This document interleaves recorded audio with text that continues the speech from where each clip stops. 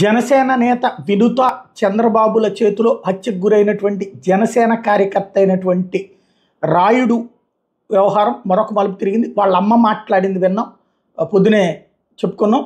ఇప్పుడు వాళ్ళ సోదరి కీర్తి తెర ముందుకు వచ్చింది. డ్రైవర్ రాయుడు సోదరి మాకు న్యాయం చేయాలని కోరుతున్నామని ప్రకటించింది. శ్రీకాళహస్తి పోలీసుల్ని కలిసింది, మాకు రక్షణ కల్పించాలని కోరింది. చిన్న చిన్న విషయాలకు పవన్ కళ్యాణ్ స్పందిస్తారు. మా అన్న చనిపోతే కనీసం పలకరింపు లేదు, పవన్ కళ్యాణ్ దగ్గరికైనా మమ్మల్ని తీసుకెళ్ళండి. హత్య జరిగిన తర్వాత జనసేన వినుత వాళ్ళు 30 లక్షలు ఆఫర్ చేశారు. మేము డబ్బులకు లొంగేవాళ్ళం కాదు, మాకు న్యాయం జరగాలి. ఈ కేసులో చాలామంది ఉన్నారు, వాళ్ళని కూడా అరెస్ట్ చేయాలి. సోషల్ మీడియాలో మాపై అక్రమ సంబంధం అట్టగట్టి విష ప్రచారం చేస్తున్నారు అంటూ తీవ్ర స్థాయిలో విరుచుకుపడింది. తద్వారా పోలీసులను కలిసి కంప్లైంట్ చేయడంతో పాటుగా మీడియా ముందుకు వచ్చింది.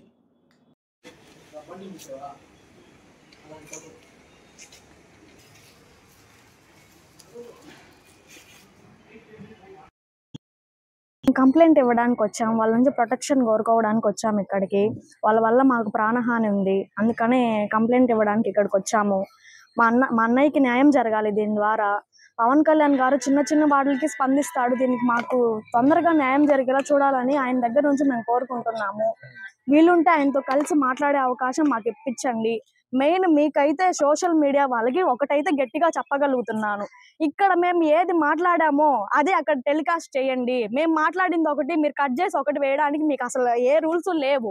మేము ఏది మాట్లాడతామో అది అక్కడే ఇవ్వండి. మీకు ఇష్టం వచ్చినట్లు కట్ చేసుకొని మీరు వేసుకుంటే మాకు అన్యాయంగా ఇంకేం జరుగుతుంది? మీరు చేసే దాన్ని బట్టి మాకైతే న్యాయం కావాలి. దీని ద్వారా అక్రమ సంబంధాలు అది ఇది అన్నారు, మీకు తెలుసా?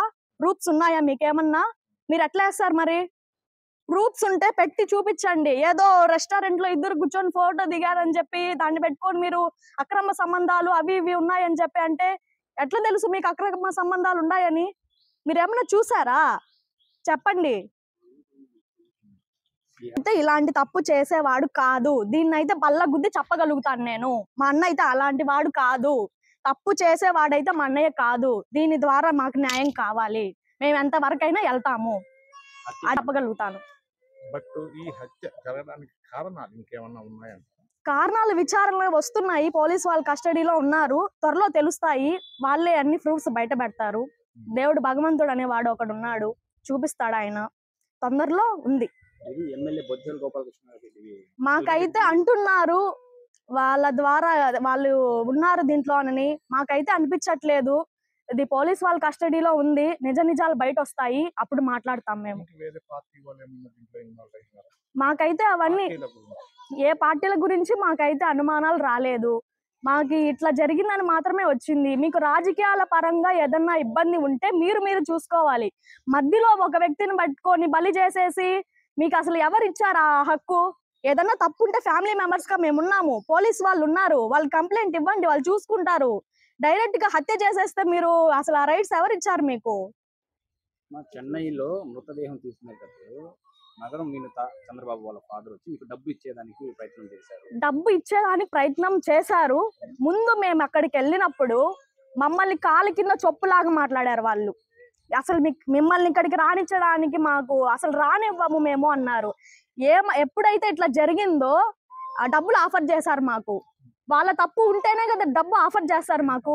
30 lakhs ఆఫర్ చేశారు మాకు. వినుత సైడ్ వాళ్ళే 30 lakhs ఆఫర్ చేశారు మాకు. తప్పు జరిగిపోయింది కదా, వాళ్ళ ద్వారా వాళ్ళ మీద పడకూడదు అనేసి ఆఫర్ చేశారు. డబ్బుకి లొంగాల మేమేమన్నా వాళ్ళ తప్పు దీన్ని ఇంతటితో పోగొట్టాలని.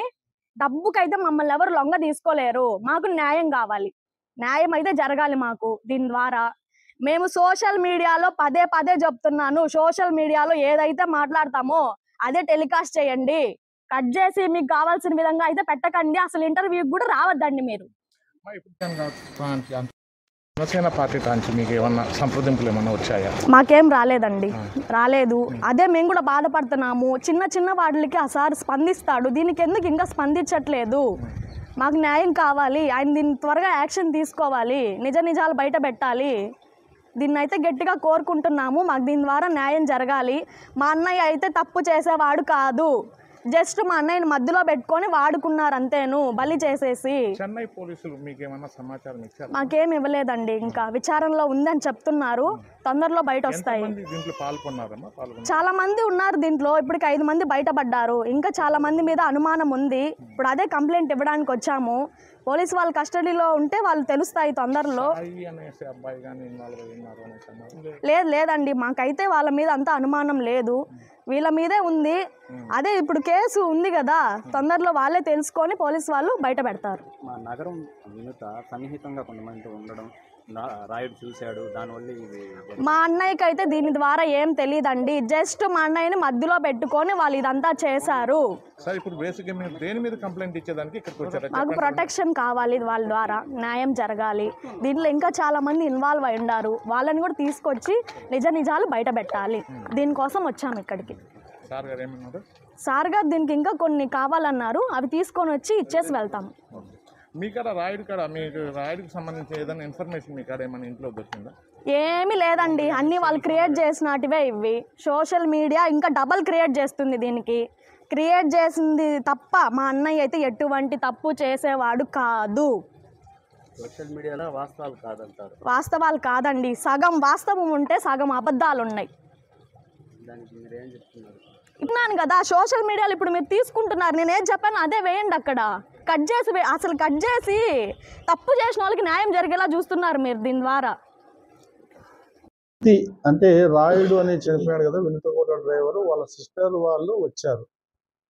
వచ్చి సార్ మా మీద లేనిపోయిన అభాండాలు వేస్తున్నారు, అక్రమ సంబంధాలు అని అంటగడుతున్నారు, మీరు మాకు వారి మీద చర్య తీసుకోవాలని కోరితే, ఎవరు ఎక్కడన్నారు ఎప్పుడన్నారు అంటే సోషల్ మీడియాలో సార్ అంటే, సోషల్ మీడియాలో ఎక్కడన్నా ఏదైనా ఉందమ్మా ఎవిడెన్స్ అంటే, ఆమె ఎవిడెన్స్ ఏమి కూడా చూపించలేదు, ఊకే వేగ్గా రాసుకొని వచ్చింది అమ్మాయి కంప్లైంట్. ఇలా కాదమ్మా, నీకు ఏదైనా ఎక్కడైనా సోషల్ మీడియాలో ఇలా కామెంట్స్ అని పెట్టి ఉంటే కన్నా ఆ స్క్రీన్ షాట్ ఒకటి ఉంటుంది, దాని మీద మేము ఖచ్చితంగా ఎంక్వైరీ చేస్తాం, మేము ప్రిలిమినరీ ఎంక్వైరీ చేసి యాక్షన్ తీసుకుంటామని చెప్పాము.